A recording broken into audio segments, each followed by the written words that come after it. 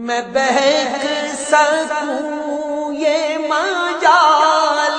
کیا، میرا رہنما کوئی اور ہے۔ نحمدہ ونصلی علی رسولہ النبی الکریم الامین، اما بعد فاعوذ باللہ السمیع العلیم من الشیطان الرجیم، بسم اللہ الرحمن الرحیم۔ قال اللہ تبارک و تعالی فی القرآن الحکیم، ان اللہ وملائکتہ یصلون علی النبی یا ایہا الذین آمنوا صلوا علیہ وسلموا تسلیما۔ الصلاۃ والسلام علیک یا رسول اللہ وعلی آلک واصحابک یا نبی اللہ۔ اللہ تعالیٰ کی حمد و ثنا، جان عالم وجہ تخلیق کائنات حضرت محمد مصطفیٰ صلی اللہ علیہ وسلم اور آپ کے جمیع آل و اصحاب کی بارگاہ ناز میں درود و سلام کے نذرانوں کے بعد قابل صد تکریم و تعظیم میرے دینی اور یقینی دوستوں، بزرگوں اور بھائیوں، تفسیر اعجاز القرآن کے اگلے درس کے ساتھ حاضر خدمت ہیں، اور آج انشاءاللہ العزیز سورہ بنی اسرائیل کے 10ویں رکوع کی تفسیر بیان کی جائے گی۔ اس کے ساتھ ساتھ یہ 15ویں پارے کا بھی 10واں رکوع ہوگا۔ آیت کا نمبر شمار ہے 85۔ اللہ تبارک و تعالی ارشاد فرماتے ہیں، وَيَسْأَلُونَكَ عَنِ الرُّوحِ قُلِ الرُّوحُ مِنْ عَمْرِ رَبِّي وَمَا أُوتِيتُم مِّنَ الْعِلْمِ إِلَّا قَلِيلًا۔ اور تم سے روح کے متعلق پوچھتے ہیں، تم فرماؤ روح میرے رب کے حکم سے ایک چیز ہے، اے لوگو تمہیں بہت تھوڑا علم دیا گیا ہے۔ وَيَسْأَلُونَكَ عَنِ الرُّوحِ، اصل میں اس آیت مبارکہ کے دو شان نزول جو ہیں وہ بیان کیے جاتے ہیں۔ ایک یہ کہ یہ آیت مبارکہ مکی ہے، اور ایک یہ کہ یہ آیت مبارکہ مدنی ہے۔ بعض مفسرین نے کہا کہ ممکن ہے کہ اس آیت کا نزول 2 مرتبہ ہوا ہو، کیونکہ ایک مرتبہ سوال کا تذکرہ ہے بعض مفسرین کے ہاں بعض روایات میں کہ مشرقین مکہ نے رسول اللہ صلی اللہ علیہ وسلم سے سوال کیا، جبکہ دوسری جو روایت ہے اس میں یہ ہے کہ مدینہ شریف میں رسول اللہ صلی اللہ علیہ وآلہ وسلم سے یہود نے یہ سوال کیا کہ آپ صلی اللہ علیہ وآلہ وسلم یہ بتائیے کہ روح کیا ہے۔ عبداللہ بن مسعود رضی اللہ تعالی عنہ فرماتے ہیں کہ وہ رسول اللہ صلی اللہ علیہ وسلم کے ساتھ تھے، پس ہم مدینہ کے کھیتوں کے پاس سے گزرے، اور اس وقت یہود کی ایک جماعت جو تھی اس نے رسول اللہ صلی اللہ علیہ وآلہ وسلم سے سوال کیا۔ وہ سوال کیا ہے کہ اے محمد صلی اللہ علیہ وآلہ وسلم آپ بتائیے کہ روح کیا ہے اور روح کی حقیقت کیا ہے۔ تو آپ صلی اللہ علیہ وآلہ وسلم پر اس آیت کا نزول ہوا، وَيَسْأَلُونَكَ عَنِ الرُّوحِ، آپ سے روح کے متعلق سوال کرتے ہیں، آپ فقط اتنا جواب دیجئے کہ روح امر ربی ہے، اللہ کا امر ہے۔ اور بعض مفسرین یہ بھی لکھتے ہیں کہ یہود کی کتابوں میں یہ بات موجود تھی کہ جب اس نبی سے روح کے متعلق سوال کیا جائے گا تو اس نبی کی حقانیت کی نشانی یہ ہوگی کہ وہ یہ کہیں گے کہ روح امر ربی ہے، لہٰذا رسول اللہ صلی اللہ علیہ وسلم کا یہ جواب دینا آپ کی حقانیت نبوت کی اور صداقت نبوت کی بہت بڑی دلیل ہے۔ روح کے حوالے سے علماء کرام نے یہاں پر جو گفتگو کی ہے کہ یہ ایک امر ربی ہے جس کا تعلق عالم امر کے ساتھ ہے۔ اصل میں 2 عالم ہیں، ایک عالم خلق ہے اور ایک عالم امر ہے، تو علماء نے اس سے زیادہ اس پر گفتگو نہیں کی۔ اللہ نے فرمایا وَمَا أُوتِيتُم مِّنَ الْعِلْمِ إِلَّا قَلِيلًا، اللہ تعالیٰ نے آپ کو تھوڑا علم دیا ہے۔ بعض لوگ کہتے ہیں دیکھیے رسول اللہ صلی اللہ علیہ وسلم کو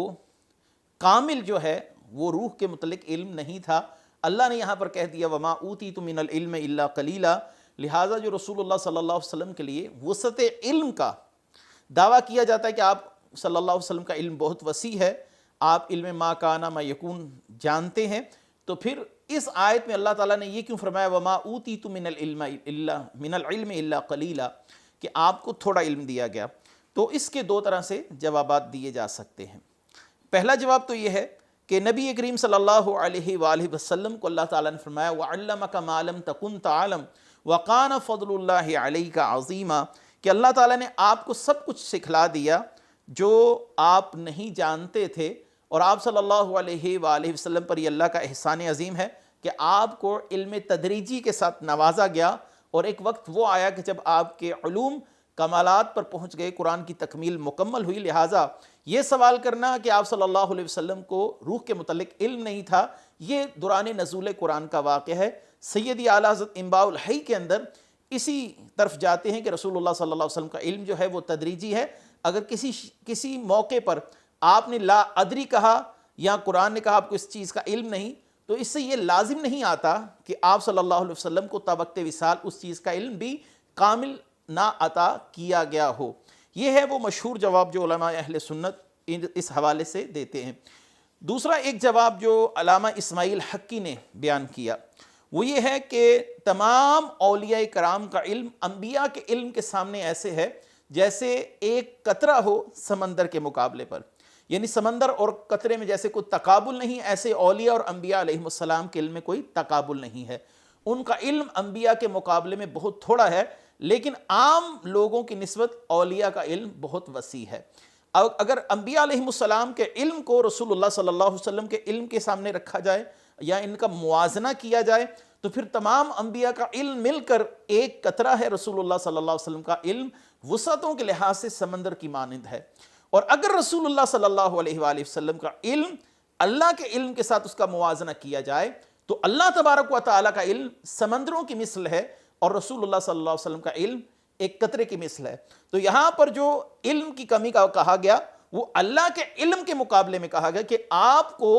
اللہ تبارک و تعالیٰ کے علم کے مقابلے پر جو علم دیا گیا وہ بہت قلیل ہے۔ الحمدللہ ہم اس کے پہلے سے ہی قائل ہیں کہ رسول اللہ صلی اللہ علیہ وسلم کی کوئی مساوات نہیں، علم کے اندر کوئی موازنہ نہیں ہو سکتا، کوئی توازن نہیں ہے دونوں کے درمیان، برابری والا معاملہ۔ تو اللہ تعالیٰ نے جو یہاں پر فرمایا کہ آپ کو تھوڑا علم دیا گیا، وہ اللہ تعالیٰ نے اپنے علم کے لحاظ سے فرمایا ہے۔ اور یہاں پر میں ایک صحیح بخاری کی روایت بھی بیان کرتا چلوں۔ سیدنا موسیٰ علیہ السلام اور سیدنا خضر علیہ السلام جب کشتی میں تھے تو ایک چڑیا آئی اور کشتی کے کنارے پر بیٹھ کر ایک یا دو چونچیں ماری اس نے سمندر کے اندر، اور اس چونچ میں پانی بھر کر لے گئی۔ تو حضرت خضر علیہ السلام اور حضرت موسیٰ علیہ السلام کا جو وہاں پر آپس میں مکالمہ ہے وہ کیا ہے کہ حضرت خضر علیہ السلام نے فرمایا کہ میرا اور آپ کا علم اللہ کے سامنے ایسے ہے جیسے چڑیا کا سمندر میں چونچ مارنا، یعنی جو اس کی چونچ کے ساتھ تھوڑا سا پانی لگا یا اس نے اپنی چونچ میں پانی بھر لیا، تو آپ کا اور میرا علم اللہ کے مقابلے میں ایسا ہی ہے۔ اور یہ سمندر کی جو وسعتیں ہیں، گہرائیاں ہیں اور اس کے بحر بے کنار ہے جو، یہ اللہ تعالیٰ کے علم کی مثال حضرت خضر علیہ السلام نے اس کے ساتھ دی۔ لہٰذا متناہی اور غیر متناہی کا کوئی تقابل نہیں ہو سکتا۔ رسول اللہ صلی اللہ علیہ وسلم کو جو علم دیا گیا وہ بہت وسیع ہے انبیاء علیہ السلام کے مقابلے پر، لیکن اللہ تعالیٰ کے مقابلے پر ہم یہی کہیں گے کہ وہ علم بہت قلیل ہے۔ لہٰذا یہاں پر یہ صورتحال بیان کی جا رہی ہے، اس سے رسول اللہ صلی اللہ علیہ وسلم کی شان میں کسی قسم کا کوئی نقص وارد نہیں کیا جا سکتا۔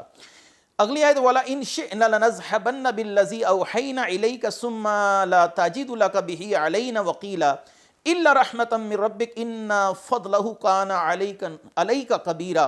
اور اگر ہم چاہتے تو ہم جو آپ کی طرف وحی بھیجتے ہیں اسے لے جاتے، پھر تم اپنے لیے اس پر ہمارے حضور کوئی وکیل نہ پاتے، مگر تمہارے رب کی رحمت ہی ہے، بے شک تمہارے اوپر اس کا بڑا فضل ہے۔ اس آیت اور اس کی بعد والی آیت کا خلاصہ یہ کہ اگر ہم چاہتے تو اس قرآن کو جو کہ شفا ہے، مومنوں کے لیے رحمت ہے، ان تمام علوم کا جامع ہے جو آپ صلی اللہ علیہ وآلہ وسلم کو عطا کیے گئے، اسے سینوں اور صحیفوں سے محو کر دیتے۔ صحیفوں میں بھی آپ اسے نہ پاتے، سینوں میں بھی آپ اسے نہ پاتے، ایک لمحے کے اندر اس کو محو کر دیا جاتا، پھر آپ کوئی وکیل نہ پاتے۔ لیکن قرآن کا باقی رہنا سینوں میں بھی اور صحیفوں میں بھی یہ اللہ کی آپ پر بڑی رحمت ہے۔ تو یہ رسول اللہ صلی اللہ علیہ وسلم پر اللہ کی رحمت کا اور خاص رحمت کا بیان ہے کہ اللہ نے قرآن کو باقی رکھا، سینوں میں باقی رکھا، صحیفوں میں باقی رکھا۔ قرآن ہر جگہ عام ہے تو یہ اللہ تعالیٰ کی رحمت ہے اور یہ اللہ تبارک و تعالیٰ کا خصوصی فضل ہے۔ یہاں پر ایک روایت میں ضرور پڑھنا چاہوں گا۔ عبداللہ بن مسعود رضی اللہ تعالی عنہ فرماتے ہیں کہ قرآن کو خوب پڑھو، اس سے خوب استفادہ کرو، اس سے پہلے کہ قرآن مجید کو اٹھا لیا جائے۔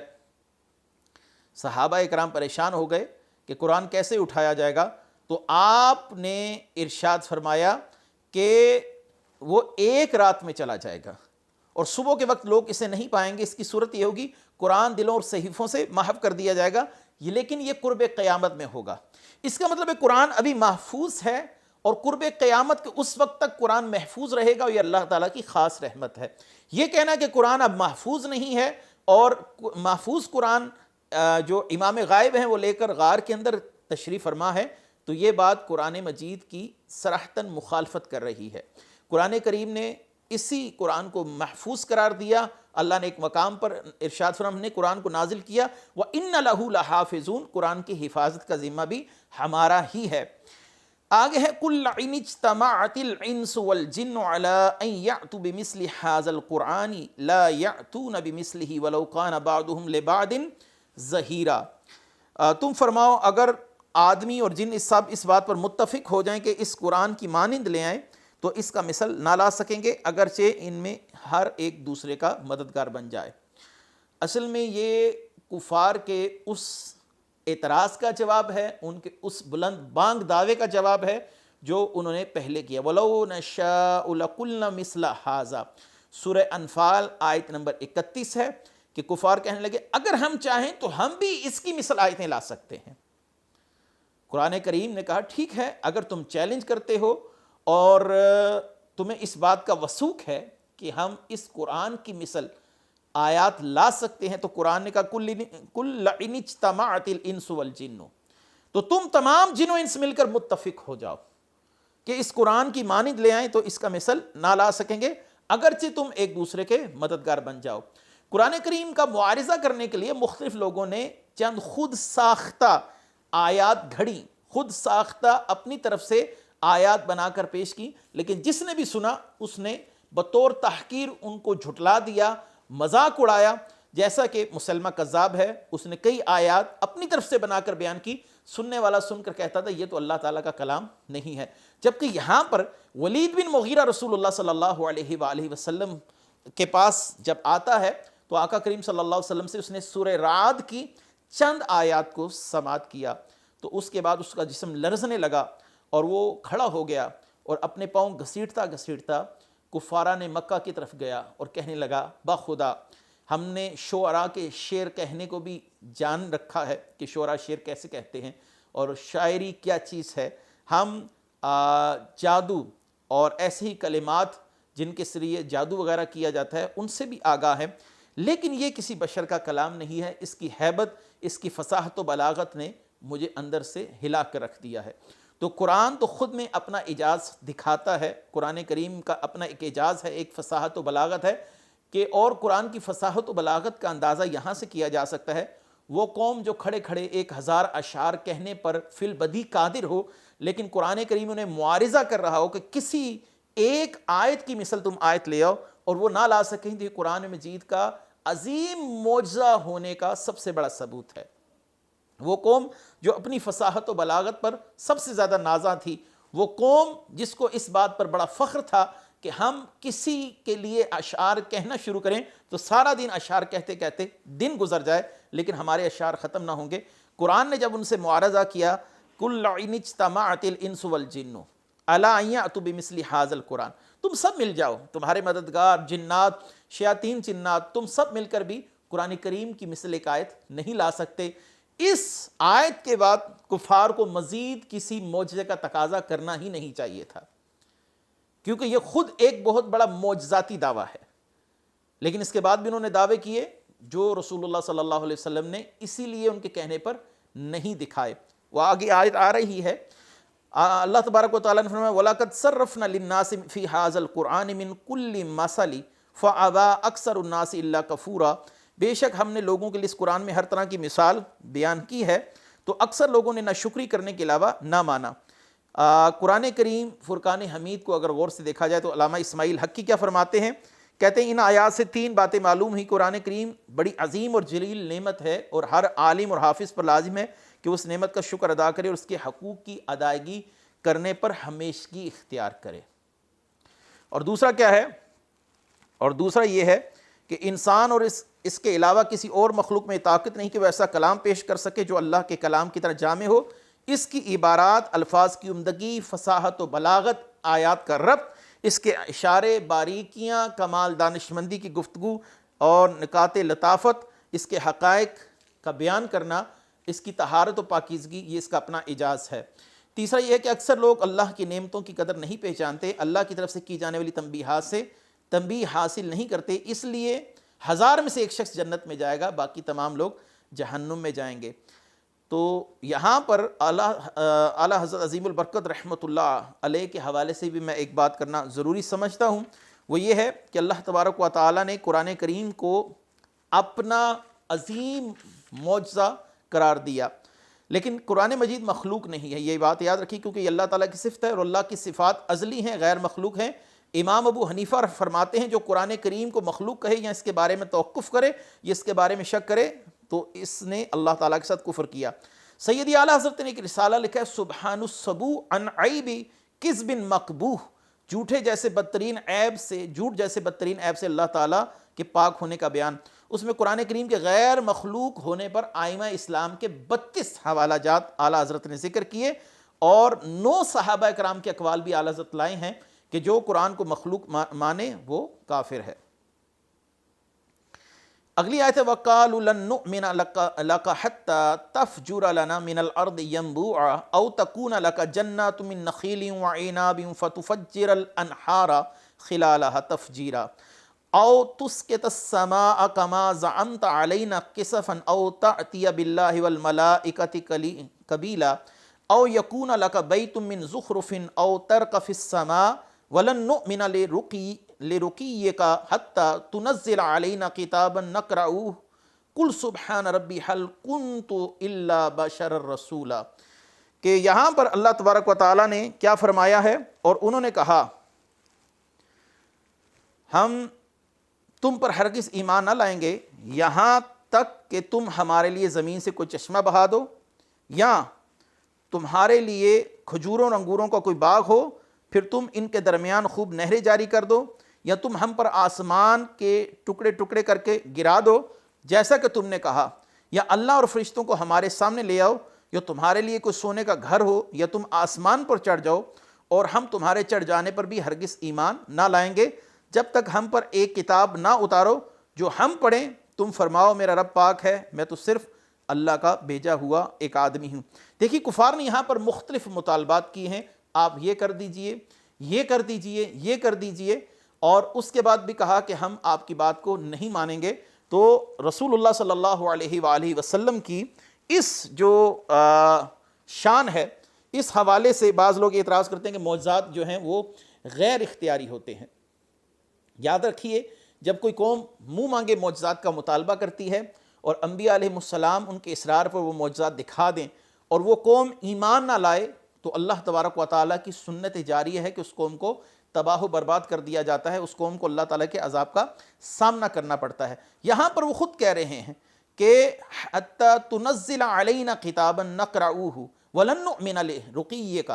کہ آپ ہمیں کچھ بھی دکھا دیں ہم ایمان نہیں لائیں گے۔ تو یہاں پر رسول اللہ صلی اللہ علیہ وسلم کا ان کو معجزات نہ دکھانا، یہ رسول اللہ صلی اللہ علیہ وسلم کی رحمت کا تقاضا تھا۔ آپ رحمت للعالمین ہیں، کیونکہ وہ خود کہہ رہے ہیں کہ آپ ہمیں یہ بھی دکھا دیں، یہ بھی کر دیں، ہم پھر بھی ایمان نہیں لائیں گے۔ تو یہاں پر بہترین مصلحت یہی نظر آتی ہے کہ ان کی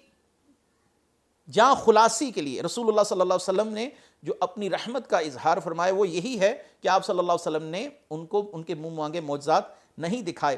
ان آیات پر تو اگرچہ ہم پہلے بھی کئی بار گفتگو کر چکے ہیں، اختصار سے میں نے یہاں پر گفتگو کر دی۔ اللہ تبارک و تعالی ہمیں قرآن کا فہم نصیب فرمائے۔ وآخر دعوانا ان الحمد للہ رب العالمین۔ میں بہک سکوں یہ مجال کیا، میرا رہنما کوئی اور